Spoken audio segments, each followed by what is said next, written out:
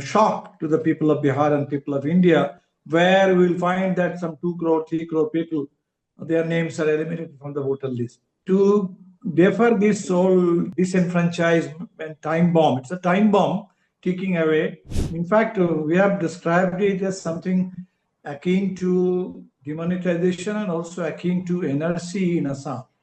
So the entire electoral roll will lose its integrity, to complete transparency. And that may be the reason why the BJP is batting for it. That is not the ground report from Bihar. The ground report is that the BLOs, they are under great pressure. One BLO has died under pressure. One BDO has submitted tender resignation to the DM, alleging harassment by the SDO. And if at all there is anybody crossing the border illegally, it is Amit Shah will have to answer. Of course, had Nitish Kumar not crossed over to the NDA side, then the Bihar result would have been as decisive, if not more decisive, than the UP result. There will be a decisive defeat of the NDA in Bihar. There will be a vote for change. Welcome all to this conversation. Today, our guest is Dipankar Bhattacharya, General Secretary of CPI ML Liberation. Welcome to Timeline Conversation, Dibankar. Thank you. Okay. You call this special intensive revision of Election Commission in Bihar of the electoral rolls as vote bandi or disenfranchisement. What specific aspects of this process led you to make this comparison? In fact, we have described it as something akin to demonetization and also akin to NRC in Assam. Now, regarding demonetization, the most obvious similarity is the suddenness with which this whole disruptive exercise was unleashed. Like Modi came on 2016, 8 November on television, and suddenly he announced that the 500 rupee and 1000 rupee notes will no longer be valid. So, and till that evening, nobody had absolutely any clue. Perhaps even the RBI didn't really know that something like this was going to happen.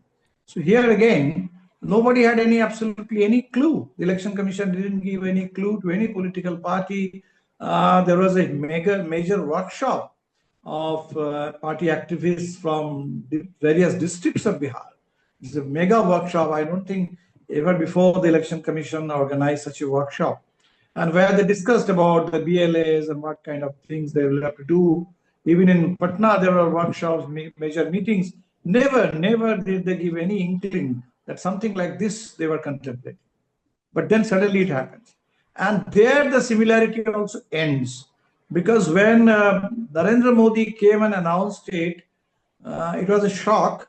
But with electrifying speed, the whole country came to know about it. There was no information gap. But in this case, it was not the government, it was only the Election Commission issuing a circular. And usually it's only political parties who care about Election Commission circulars. The common people don't. And even when common people, they read it, okay, it's the electoral roll revision, some kind of revision. So they know that in revision, people will come and verify physically whether somebody is alive or somebody has already expired, whether there is some kind of, people are migrated from to other places. So that kind of correction, that kind of updating takes place through a revision exercise. But this exercise where people will have to submit documents to prove their citizenship, this is something completely unknown, unprecedented. There is no previous experience of such an exercise. So this is why it is demonetization with a difference. So people gave it the name like Note Bandi, Vote Bandi. And if you compare it to NRC, in Assam, people knew.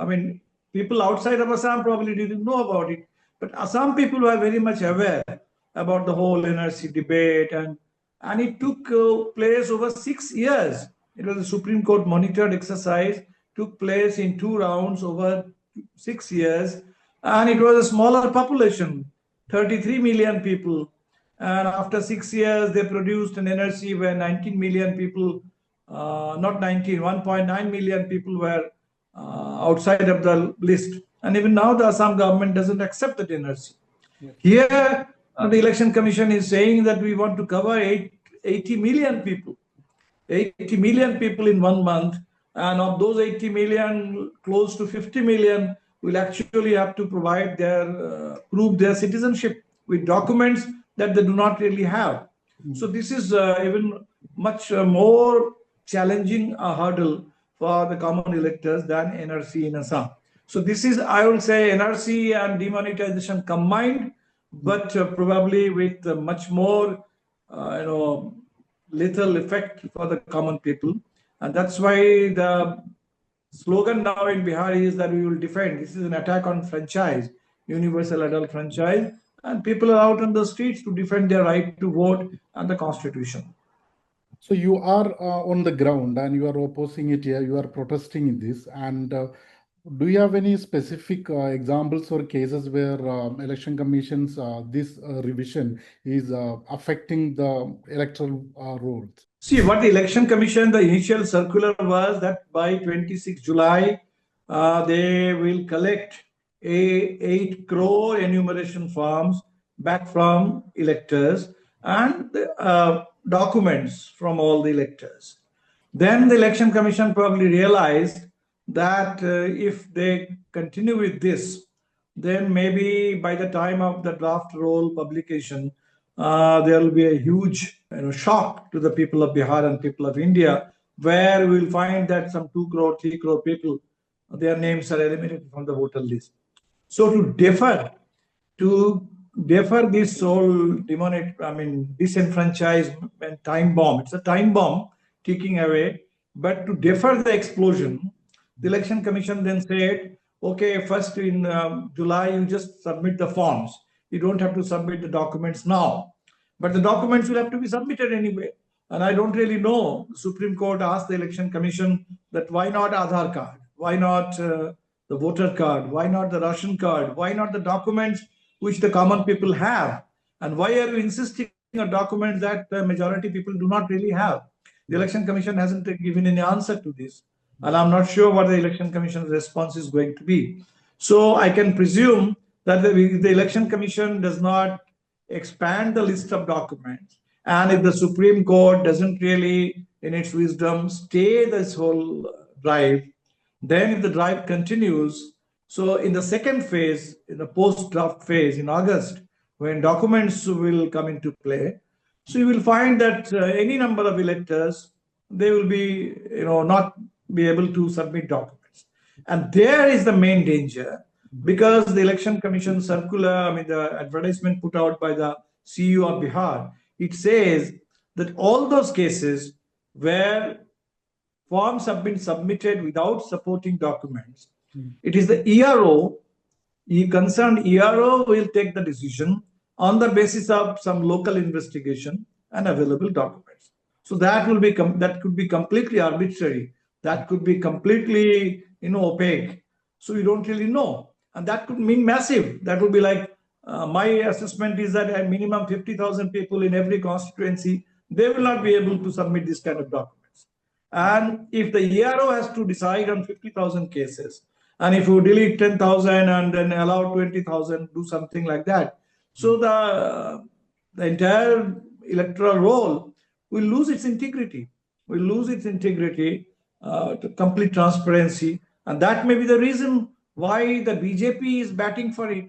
Why the NDA, it is an Election Commission thing, but the NDA is batting for it. Probably they think that this is some kind of a churning which is going on, and this churning will produce maybe some very customized, curated kind of electoral roll, which will be beneficial to the NDA. Maybe they are expecting. So this is, for us, this is a huge disruptive exercise. This is a disruption. This will lead to disenfranchisement.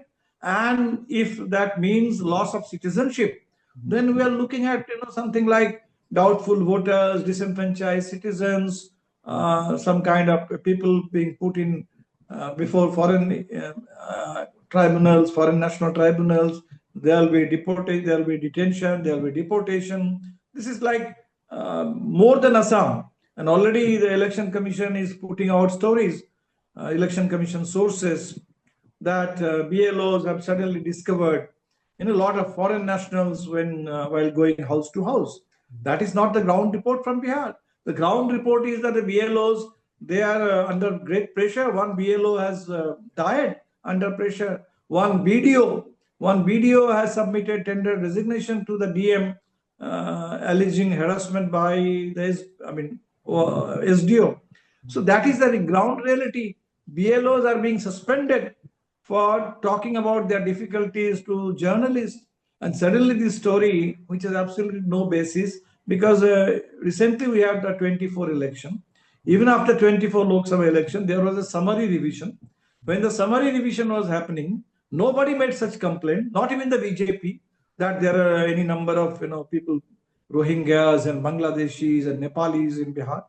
No complaint was there. So, and the Election Commission, even in 2019, if I remember correctly, told the parliament that foreign national is not an issue, or there are only 3 doubtful electors in the country.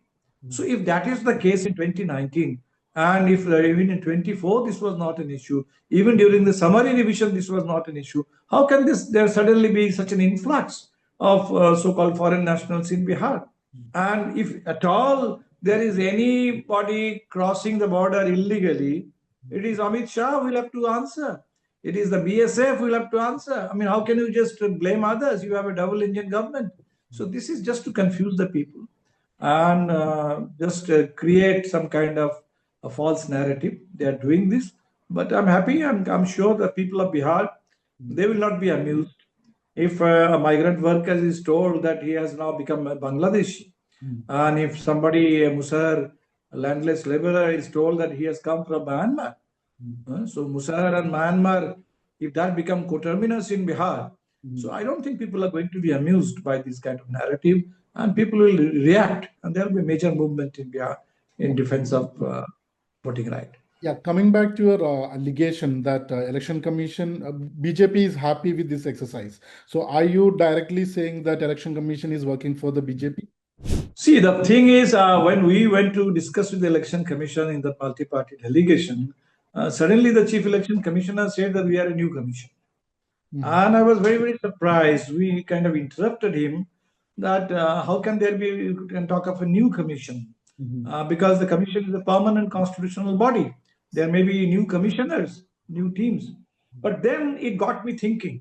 It got me thinking that why did he say so? And then it struck me that in some ways this is really a new commission, because this is the first commission to have been appointed by the new law regarding appointment of election commission. Yes. Because till then there was no law, there was only a convention. The court had suggested that there should be a 3-member committee to appoint nominate election commissioners, and the 3-member committee should comprise the Prime Minister, the Leader of Opposition, and the Chief Justice, which will ensure a modicum of neutrality and credibility of the Election Commission. But then the Modi government, they completely overruled the Supreme Court suggestion, and they came up with a legislation where now there is a permanent 2:1 majority of the government in the committee. So any election commission who is appointed, it is appointed by the government. And probably that may make the election commission think that they are only answerable to the government. They have to cooperate with the government of the day. They don't have to answer the opposition. They don't have to answer the people. They don't really have to care for anything else. So this is why I think there is a new kind of nexus between the government. It's a legalized nexus. It is not, that is the new law of the country, that the government chooses the election commission. Yes. That is very, very dangerous for the credibility of the election process, for the neutrality of the election commission, and for the people's trust in the whole electoral exercise. With the Bihar Assembly election scheduled for October or maybe November, how do you anticipate that the SIR exercise will impact the voter turnout, particularly among marginalized groups like migrants, poor, minorities? A lot of people are working outside Bihar. How is this exercise is going to affect them? See, I'm hopeful. I mean, of course, if the exercise, there is absolutely no modification or no stay order from the Supreme Court, and if the Election Commission can really have its way, so we are really afraid that this will lead to considerable disenfranchisement, where migrant workers, they will be particularly vulnerable, and the rural poor, many women, because after marriage, their addresses change and everything. So a lot of women are facing a lot of difficulties, and even young people. Because post 2003 voter list means what? People in the below 40 age group. So basically, first time, second term voters, third term voters, the young generation who may have not been able to complete matriculation, and they will not have their enough documents. So these are people who will be particularly vulnerable. But I still trust that in Bihar, this is actually going to enrage the people and energize the people. Yes. And people will reflect, they convey their anger in the election. So they are not amused. This will lead to some kind of a major agitation. And if you remember, go back to 1974, the emergency came in 1975, but somehow Bihar probably anticipated it. And the whole agitation started from Bihar for change against corruption and all that. So I think Bihar is one state which, even during the colonial era, in the post-colonial independence, post-independence period, every time Bihar has reacted very strongly whenever they felt the constitution is at stake, reservations are at stake, Bihar is being taken for granted, Bihar is being taken for a ride. So people react. So I'm hopeful that Bihar is one state where people are not going to take it lying down. And then, if the people are really angry and if they can express their anger in the election process, no matter how many lakh names are deleted from the electoral roll, people will express their anger, their displeasure. And this particular election is going to be an election for change, because this government has been there for 20 years. For 20 years, and now people are fed up. They talked about good governance, and now every day there are killings, every day there are rapes happening, and the criminals, they are roaming free, they are with impunity.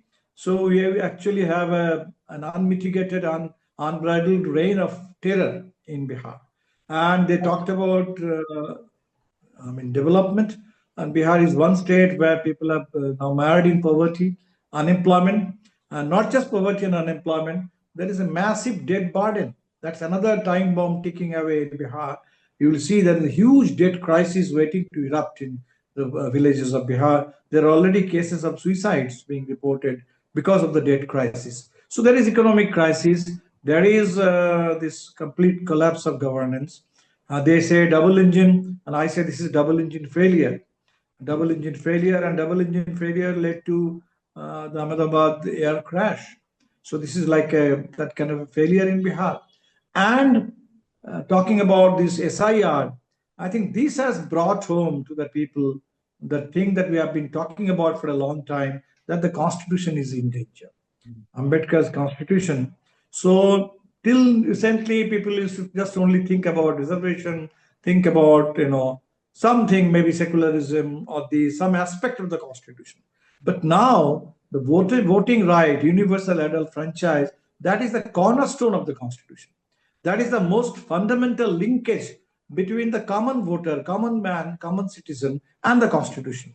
So now this SIR has brought home the crisis of the constitution, the assault on the constitution, to every elector. So people will be determined to save their franchise and save the voting right. So that's why I still believe that the people of Bihar have it in them to defeat this conspiracy, to see through it and defeat it, and punish the people who are trying to inflict this kind of a dirty game on the people of Bihar. So you said that Bihar always protested. Bihar always stood for the justice. But after Modi government came to power in 2014, and there were at least three major elections, 2019, 2020, and then 2024. Do you think that Bihar did this particular protest against the BJP or Modi government in that process? No, if you look at the direction, 2019, of course, that was a very different kind of an election after Pulwama. So that changed the whole narrative.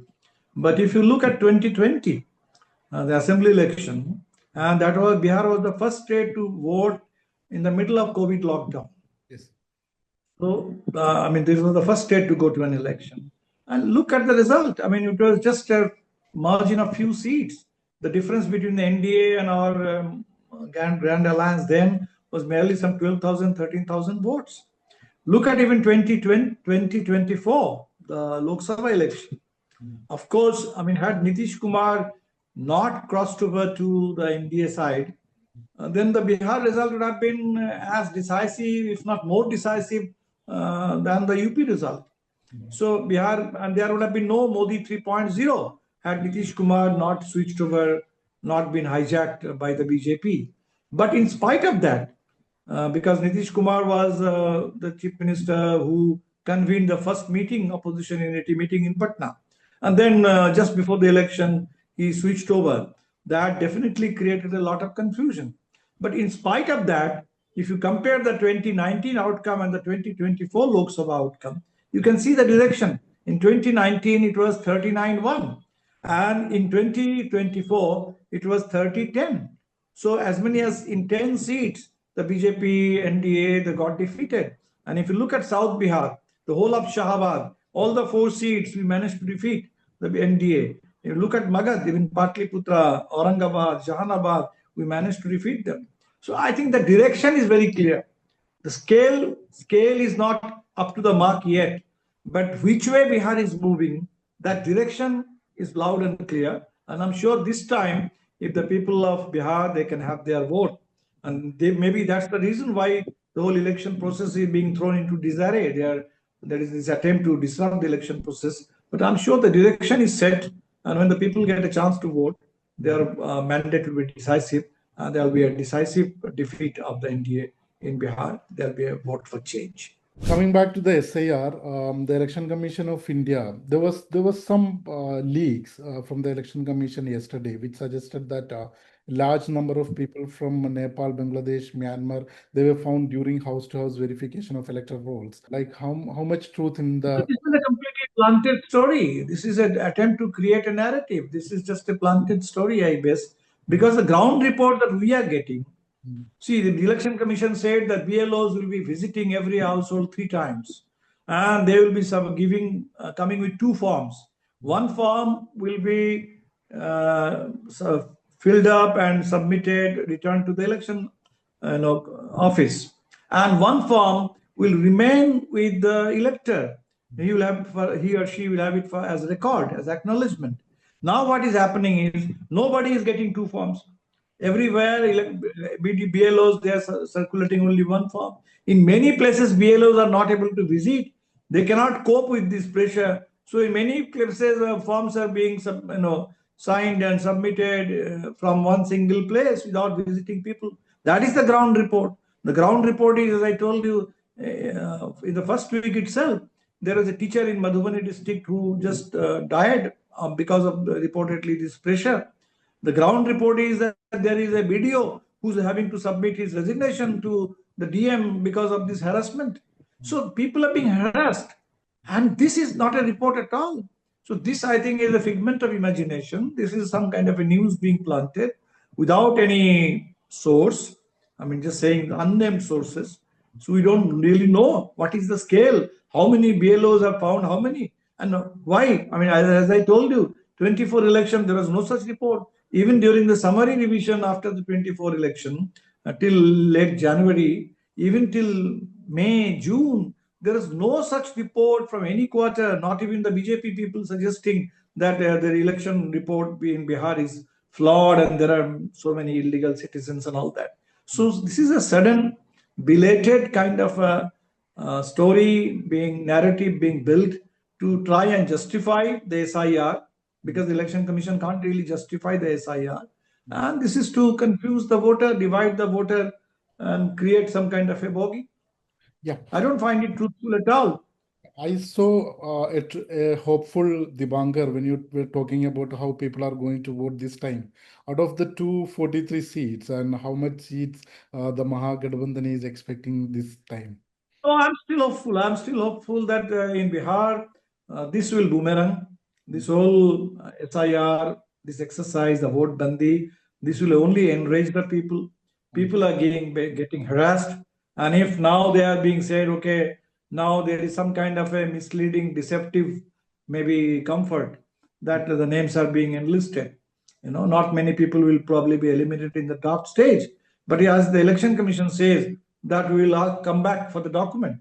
So when they come back in August, asking for those documents which the people don't really have, so there will be massive confrontation in every village because people don't really have the documents. So this is why I'm sure this attempt to disrupt the election process, this attempt to create chaos, demoralize and confuse the voter, to derail the elections, this will backfire in Bihar, and the people will be angry, and the angry people will make sure that this government is changed and this whole conspiracy is ended. So I'm still hopeful about a decisive mandate in favor of the India coalition and a real fitting rebuff to the NDA government. Specifically about CPML liberation, last time 19 seats. No, we said that we are actually, our preparations are going on in 40 seats. And this 40 number is not just a number, because we are looking at the map of Bihar. We are looking at the ground situation. So we found that in the last 20 elections, we contested 19 seats from only 12 districts. And we won 12. Yeah. So obviously that is there is a popular perception that had the CPIML got more seats to contest, even in 20 itself, then the results could have been different. So even in the Lok Sabha, we were given 3 seats, we were denied a seat like the Siwan seat, which we very much deserved. And of the 3 seats, we won 2. So probably the way to make sure that there is a decisive victory for India is to enable the CPIML to contest from more districts. So more district will obviously mean more seats. And our experience is that wherever we contested, so we did better, and not just we did better, in those areas, neighboring the constituencies, the entire our coalition did perform better. So it is not just our strike rate in South Bihar was good, it is that even the Congress, which fared quite poorly in North Bihar, they fared well in South Bihar. The RJD, which also didn't fare well in North Bihar, they fared quite brilliantly in South Bihar. So I think that will mean that some kind of 40 seats we said that we are our preparations are on. Let us see, talks will be there, and I'm still hopeful that we will have a reasonable seat sharing formula with parity, which will ensure that this time round the India coalition performs well as a team, not just some parties, but the whole team, and we perform well across Bihar, not just in South Bihar, but equally in Mithila, Koshi, other regions of North Bihar. So when can we expect the final seat sharing deal? Like, I think the conversations are on, right? Yeah, now we are having to cope with this whole SIR thing. So you can understand that otherwise, but still we are trying our best. So we are fighting this SIR thing. And at the same time, we are also finalizing the manifesto. We are also finalizing the campaign strategy. And we are also, making progress with seat sharing talks. So it's on a multi-pronged kind of a thing. So on multiple levels, we are trying to make progress and cope with the situation. And I hope it will be, not too late. Soon, maybe in a month or 2, we'll be able to finalize. And this was a fantastic conversation. This was a insightful conversation with you, Dibankar. And thanks for joining Timeline with your insightful ideas. Thank you. Thank you, and thank to your audience. Thank you. And all the best for the elections and all the fights. Thank you.